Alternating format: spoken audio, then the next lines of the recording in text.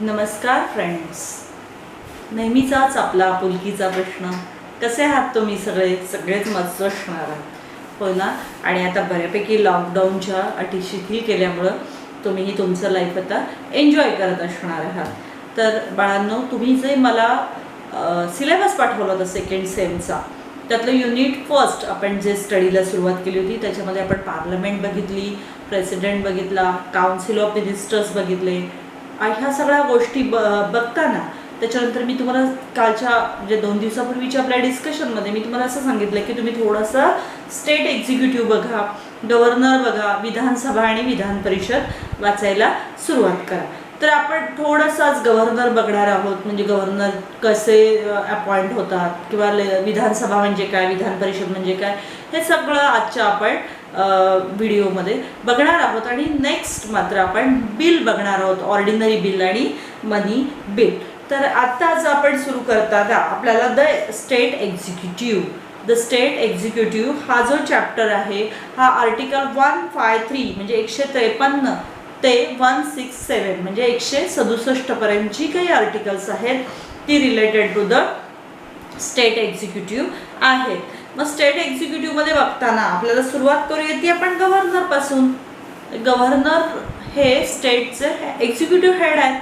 मी तुम्हाला बऱ्याच वेळा सारखं सांगत असते की देश म्हटलं की प्रेसिडेंट, महाराष्ट्र म्हटलं की गव्हर्नर, तुमचं कोल्हापूर म्हटलं की महापौर, तुमची गल्ली म्हटलं की नगरसेवक, तुमचं घर म्हटलं की तुमचे आजोबा, हे हेड आहेत तुमचे, बरोबर ना फ्रेंड्स. मग आपण स्टेटचा जेव्हा विचार करतो तेव्हा स्टेटचे हेड कोण असतात? गव्हर्नर असतात. मग तुम्हाला हा प्रश्न पडला पाहिजे की बाबा गव्हर्नरचे इलेक्शन्स होतात का? बिलकुल नाही होत. गव्हर्नरची कोणतीही डायरेक्ट इलेक्शन होत नाही, इनडायरेक्ट इलेक्शन होत नाही. तर आपले गव्हर्नर हे नॉमिनेटेड असतात. आपले प्रेसिडेंट ते नाव ठरवत असतात. President taken advice from prime minister and is council of ministers and then ते काय करतात की आपल्याकडे गव्हर्नर नॉमिनेट करतात. म्हणजे आपला governor appointed by the president. Who appoints the governor? Governor is appointed by the president आणि he is neither elected direct vote of the people nor by an indirect vote.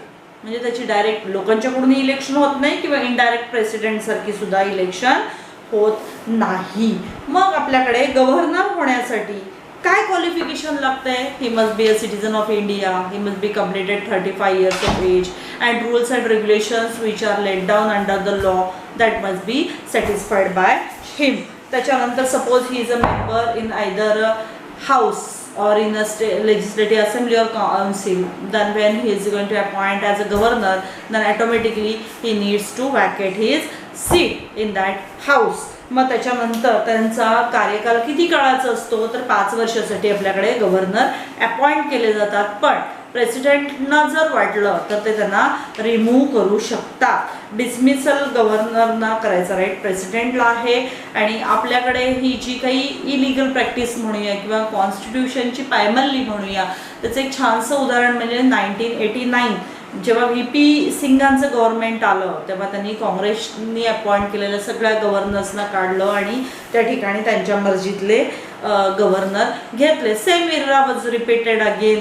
म्हणजे जेव्हा VP Singh गेले आणि त्याच्यानंतर जेव्हा 1991ला नरसिंहरावांचं गव्हर्नमेंट आलं, VP सिंगांचं गव्हर्नमेंट गेल्यानंतर नरसिंहरावांनी पण सेम तेच केलं. त्याच्यानंतर हीच प्रोसिजर चालू होती. इवन आपले नरेंद्र मोदी साहेब जेव्हा ह्याच्या आधीच्या कार्यकालात जेव्हा निवडून पहिल्यांदा आले होते त्यावेळेला त्यांनी तेच केलं होतं. काँग्रेसने अपॉइंट केलेले सगळे गव्हर्नर काढून तिथे BJPचे धार्जिणे आपण असं म्हणूयात की गव्हर्नर अपॉइंट केले. फक्त एकच DY पाटील साहेब होते की ज्यांचं गव्हर्नर पद पूर्ण झालं आणि म्हणजे त्यांचा कार्यकाल तो त्यांनी पूर्ण केलेला होता. म्हणजेच तुम्हाला आता हे असं लक्षात येत असेल की गव्हर्नरची पोस्ट नक्की काय आहे. मग तर ते एक्झिक्युटिव्ह हेड आहे. He exercise is power directly or through subordinate. गव्हर्नरच्या पॉवर्स ह्या प्रेसिडेंट सारख्याच आहेत.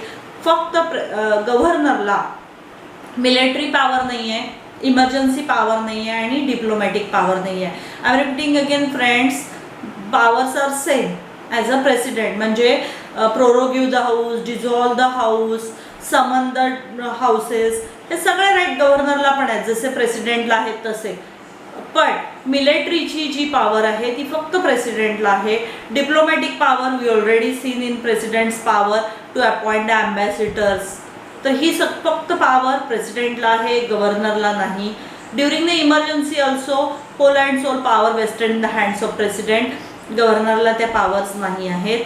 मग गव्हर्नरला एक्झिक्युटिव्ह पॉवर आहे, चीफ मिनिस्टर तेच अपॉइंट करतात आणि त्यांच्या सल्ल्याने त्यांचं काउन्सिल ऑफ मिनिस्टर्स. बरोबर.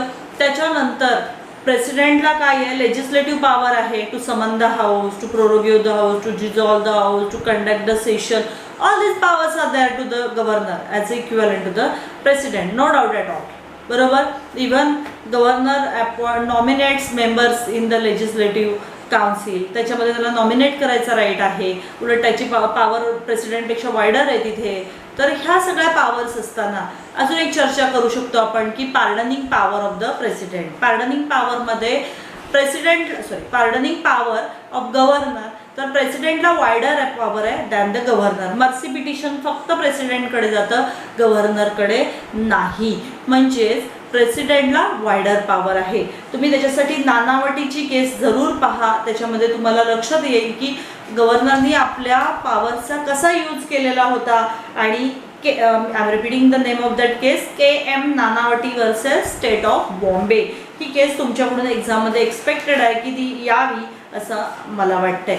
त्याच्यानंतर ordinance making power is also given to the governor. आपण ऑलरेडी बघितलेलं आहे की प्रेसिडेंटला आहे 1, 2, 3 खाली, तशीच 2, 1, 3 खाली गव्हर्नरला आहे ऑर्डिनन्स मेकिंग पॉवर. त्या ऑर्डिनन्स मेकिंग पॉवरमध्ये आपण DC वाधवाची पण केस बघितली होती. सेम केस तुम्ही इथे ह्याच्यामध्ये पण लिहू शकता. आणि ही जेव्हा पॉवर प्रेसिडेंट यूज करत असतो तेव्हा जर तो for the interest of general public असेल आणि त्याच्यासाठी जर त्याचा यूज होत असेल तर प्रेसिडेंटनी एक्झरसाइज केलेली पॉवर व्हॅलिड ठरते. त्याच्यासाठी एक नाईस एक्झाम्पल आहे सत्यपाल दंग वर्सेस स्टेट ऑफ पंजाब. ही केस 1969ची आहे, AIR 1969ची आहे.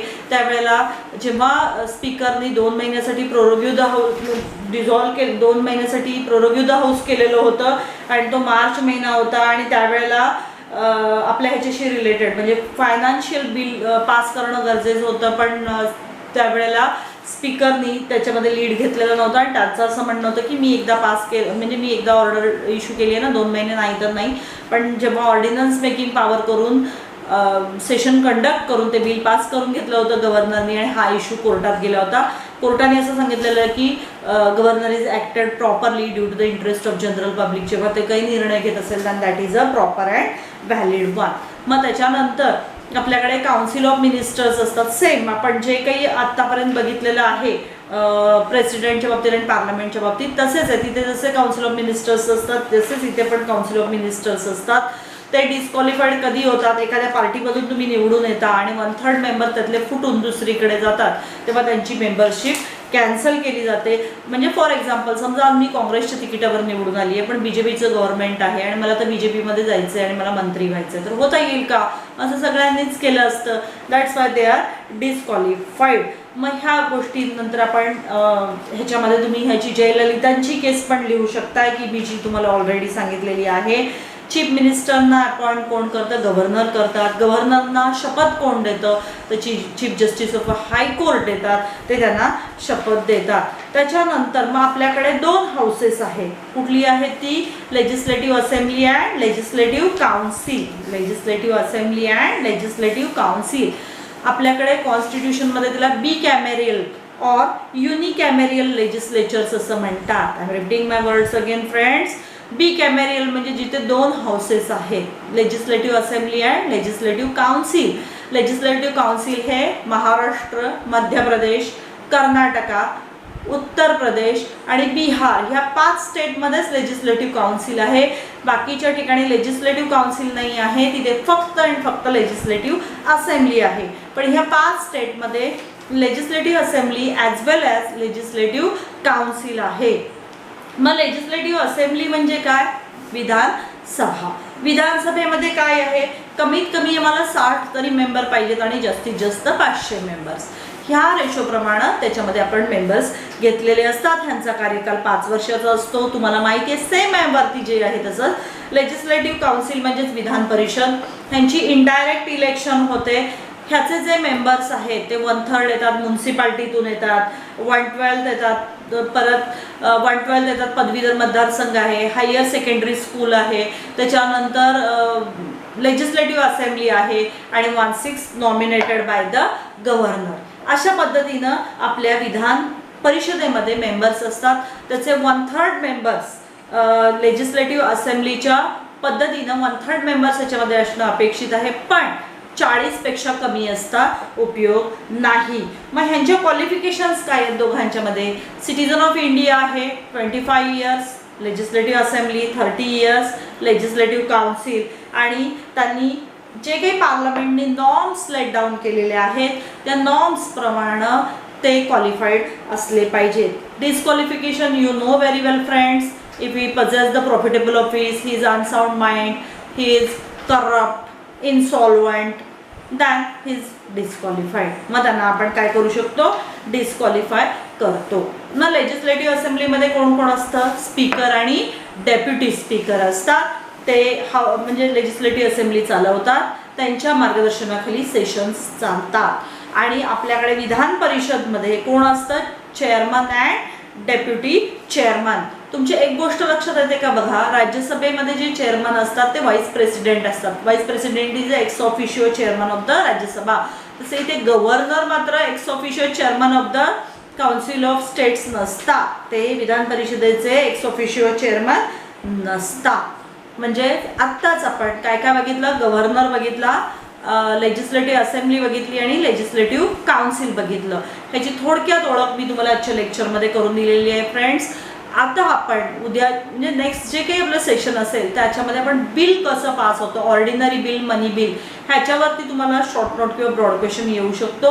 आता गव्हर्नरच्या बाबतीत तुम्हाला असा ब्रॉड क्वेश्चन येऊ शकतो की explain governor's powers, qualification and disqualification, असा ब्रॉड क्वेश्चन तुम्हाला येऊ शकतो.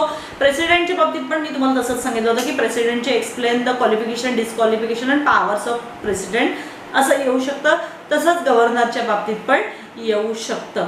तर आजचं लेक्चर मी इथेच थांबवते आहे. आपण नेक्स्ट लेक्चरला बिल बघणार आहोत. Take care. Thank you friend.